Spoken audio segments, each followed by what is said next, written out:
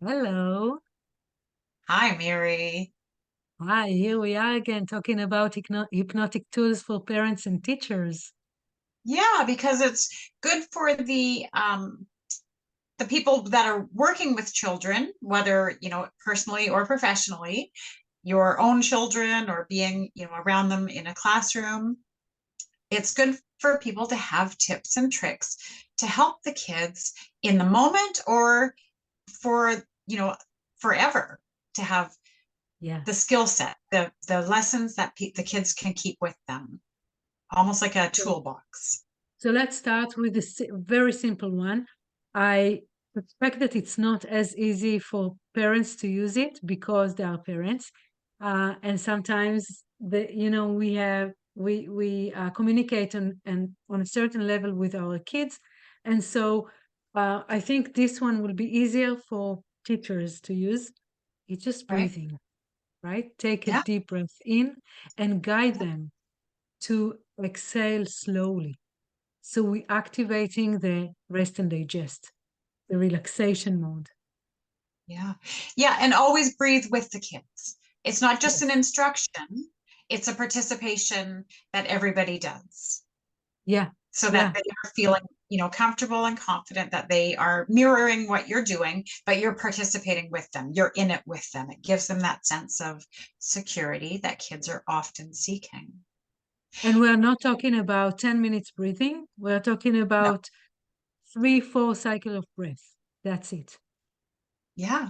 Yeah. Just in the moment, Yeah. getting control of your breath, which controls a lot of your systems moving through your nervous system, your muscles.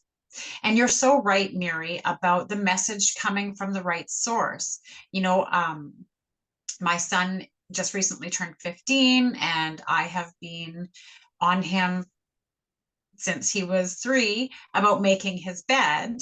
And so he just rolls his eyes at me and he'll tell me the million reasons that he doesn't need to make his bed or he doesn't care that his bed is made. We have different standards of how, and so it's a whole issue between us. But then his hockey coach, who he admires and respects, uh, makes a suggestion in the dressing room that when you are making your bed in the morning, you are taking control of your environment, you're setting an intention, it has an effect on how, and so now my 15-year-old makes his bed and he's so proud of himself. And it was just coming from a different source in a different perspective that made 100% difference. And so, I'm not like, how dare he listen to his coach and not me? I'm just like, thank God he got the message.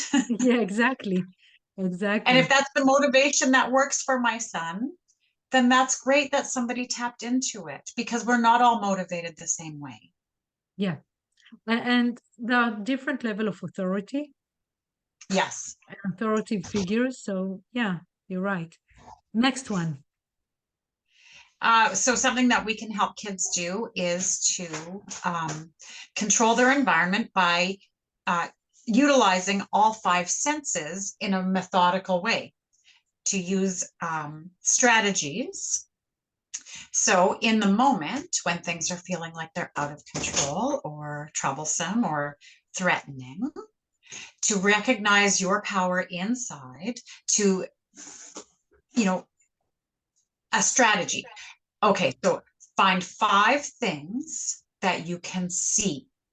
Taking your time, it's not a rush. I mean, you can go at your pace that you need in the moment, but 5 things you can see, 4 things you can feel, 3 things that you can hear, Yeah. 2 things that you can smell, 1 thing that you can taste, and go through a system. And it's a powerful refocusing, right? It's taking your environment and getting control of it. Yeah, and I love this one. When COVID started, we played with it, me and my daughter.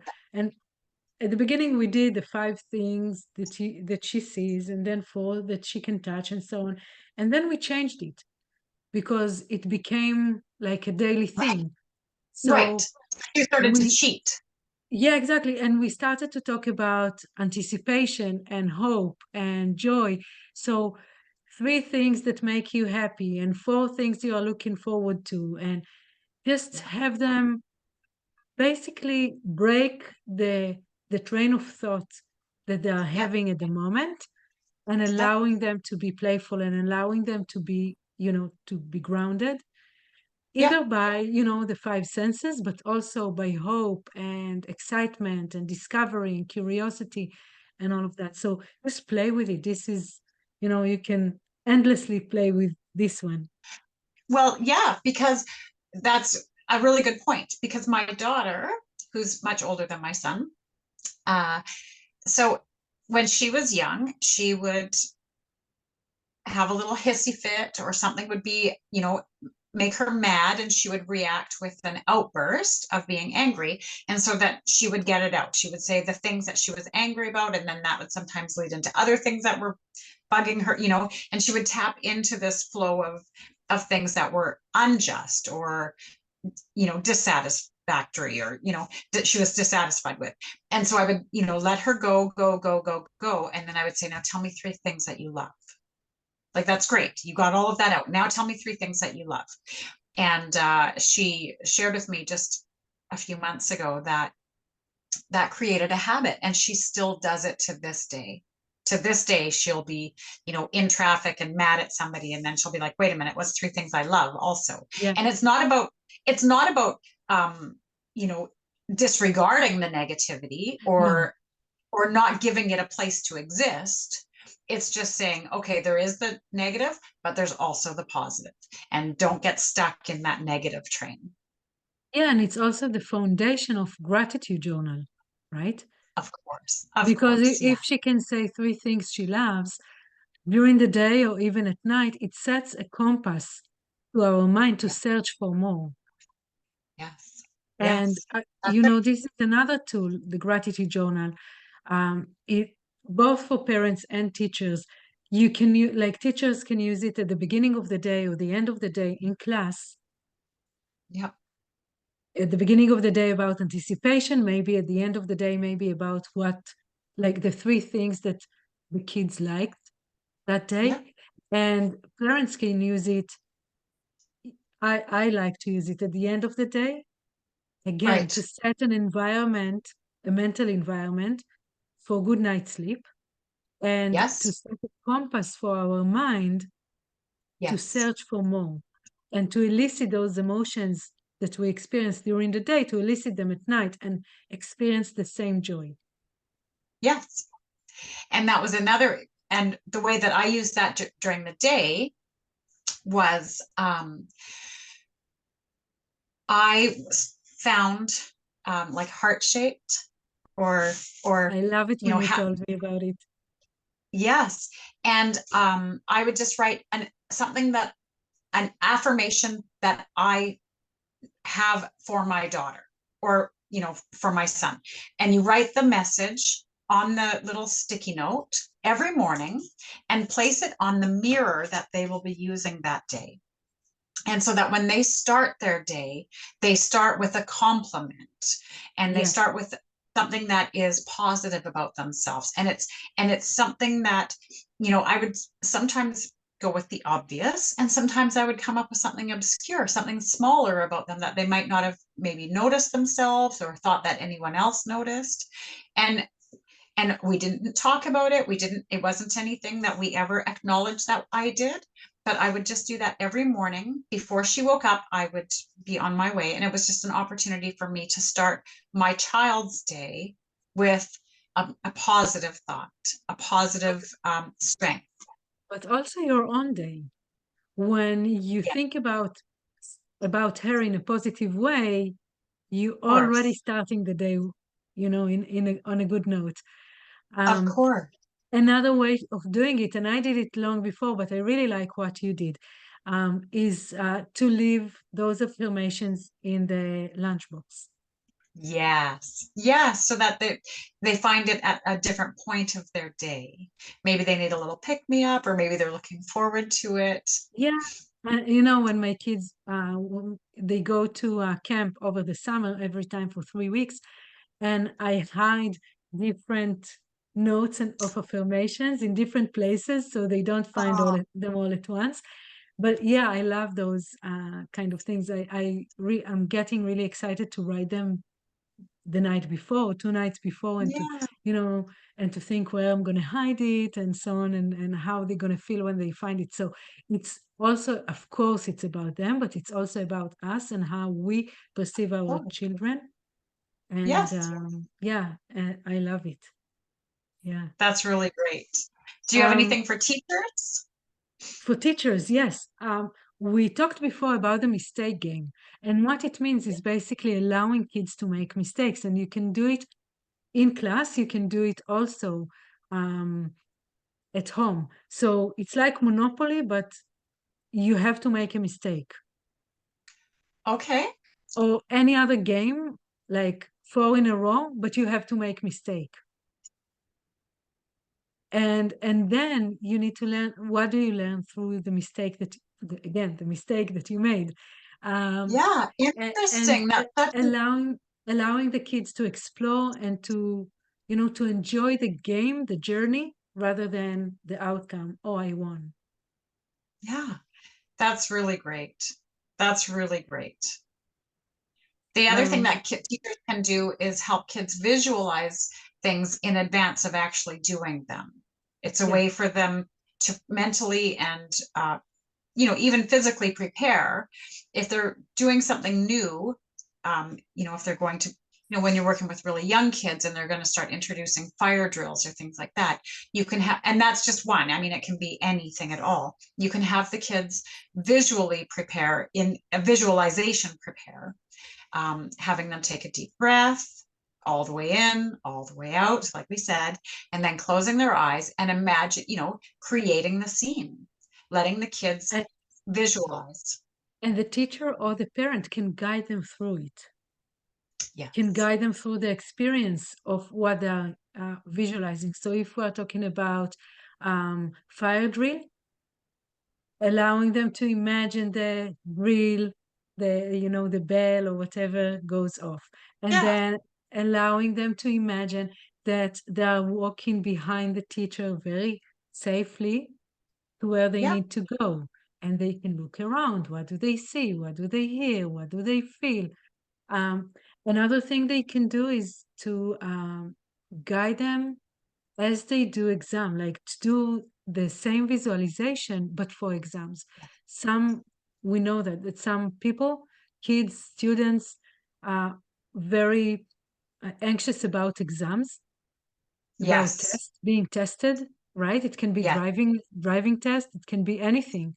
And allowing someone to guide you, or you can guide yourself, but for kids, it's usually better if someone guides them Yes. through the steps of the exam, like how confidently they sit in the chair, and in Yes. their mind they have all the answers, and their body is so relaxed, and they just take the pen or the pencils and they start writing, and the answers are flowing. And if they Yeah. have any hiccup, they just take a deep breath Yep. and regroup and continue. Yeah. And to offer them um, like different methods, right? To give them, and then like talk to them about how your visualization might be different than the reality, but that doesn't mean that it's wrong or bad or that you did it incorrectly. It's just an experience for you to have a new way of visualizing it next time. But in the exam procedure, that there are strategies, like you might close your eyes and see if that information is willing to come forward in your brain from where it landed, when it went in your ears or your eyes when you read it, and how you're going to access it. Or perhaps you will read through the entire question and then not have the immediate answer, and so then you tell your brain, I'm coming back, get that information ready, and continue on the exam. And you can practice those things, so that because having strategy is so empowering, right? Yeah, It gives people, and especially children, the confidence that, oh, I have a strategy for this. yeah, I'm a problem yeah. solver. I have a strategy to manage this. I've got this. It just lands like confidence without even planning for it to land like confidence. Yeah, absolutely. Another one that I really like is writing stories. Yes. Usually, when someone writes a story, they use the same problem that they have with different characters, and Yeah. through writing the stories, they can actually come to a solution. Right. And I love Yes. it. And stories are Yeah. hypnotic, we know that. Yes. And they are like it's easy to come about. It's just about Yeah. the imagination, allowing the imagination, and they don't have to be right or based on Yeah. reality. Anything that comes. Exactly. And the role of the teacher or the caregiver or the parents is basically to ask questions like how did it feel? How did he or she do it? And Right. just encourage them to be or to write more in details and to think about the little and small details. So Yeah. when they form their solution, they look at different aspects and bring it all together. Yes. That's great. Do you have Yeah. any other tips or tricks that you're thinking of? Yeah, actually, I have a very good one that I used a lot. And I also encourage my parent clients to use it.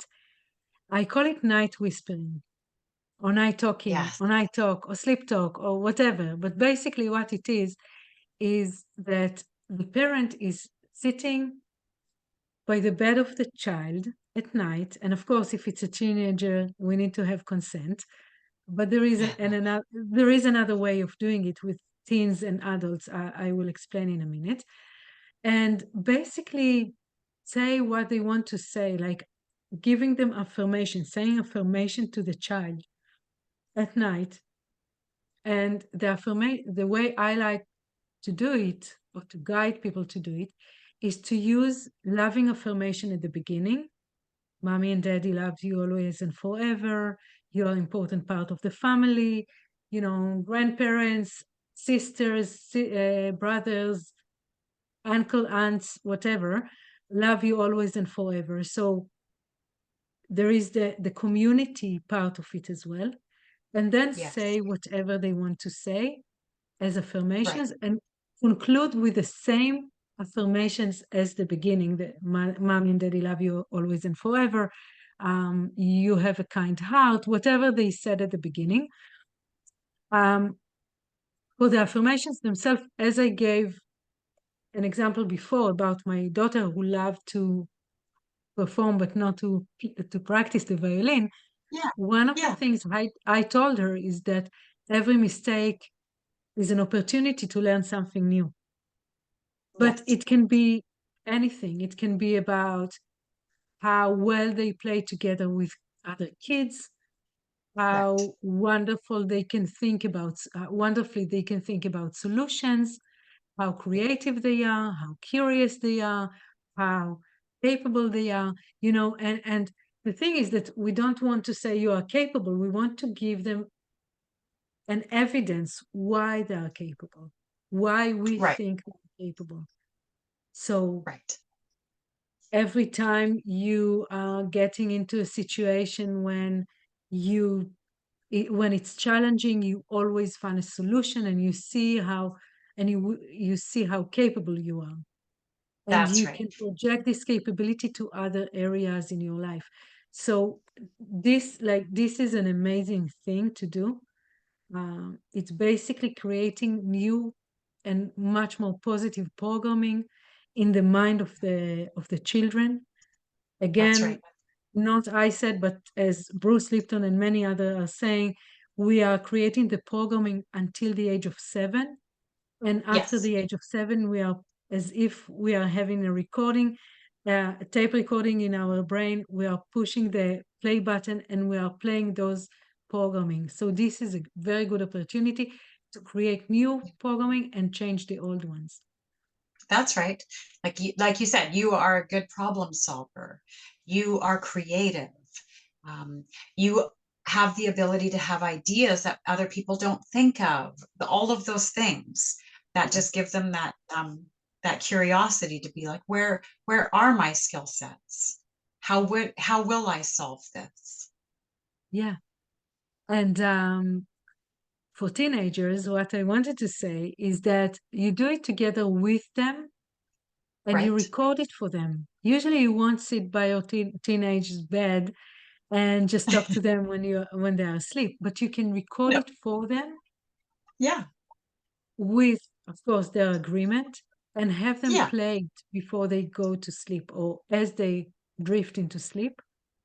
So Yes. they play it in the Yeah. background and create it. So it goes right into their subconscious mind Yes. It's and not create an rejected by the environment. subconscious. Yeah, also, as adults, we can benefit from it as well and do it as Neota, as you said, in every hypnotic moment. Before bedtime, you just don't think about it, you can just play it. But you Yeah. mentioned before when someone is driving to just say an affirmation Yeah. and Anytime that you are in a position that you're going to zone out, you are in a position to go into a hypnotic state, which opens your subconscious mind to being open to accepting affirmations or ideas that don't align with your previous subconscious beliefs. So it gives you the opportunity. So, like adults, kids, when you are doing anything repetitive, when you are anytime that you are zoning out or relaxing, whether that is at a massage or even at the dentist, and your mind is open, but your body is,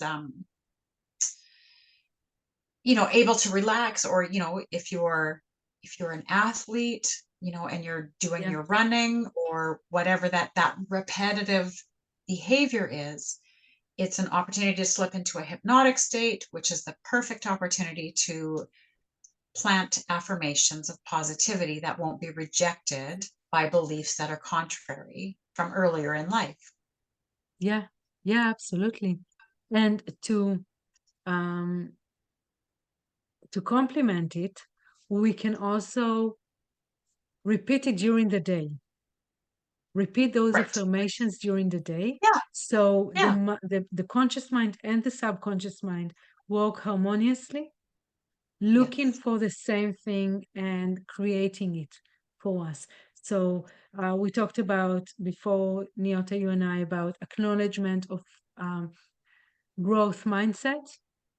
Yes. It can be based on the affirmation that we said at night to say something along the line during the day. So even if we don't consciously remember, the child is not consciously remembering hearing that. Now they Right. hear it consciously, and then allowing the conscious mind and the subconscious mind to work together in harmony. That there's an alignment and it just Yeah. clicks. Yeah. Yeah. That's Anything else? awesome. No, that's all I had on my list, I think. Okay. So we have a huge list, but I think to keep it short, this is enough for now.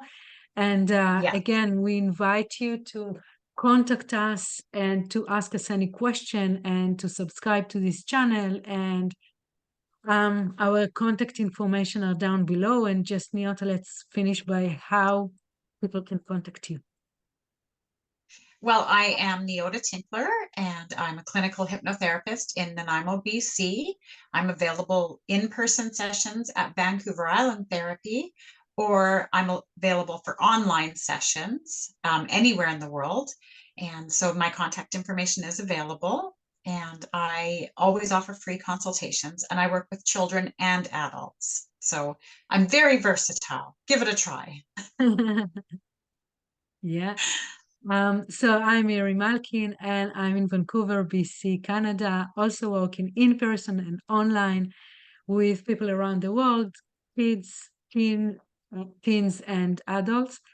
And we would love to answer any questions you have. Our contact informations are down below, and feel free to Yeah, contact us and reach out with questions. we'd love Thank it. you. Yeah. And until next time, bye-bye. Bye for now.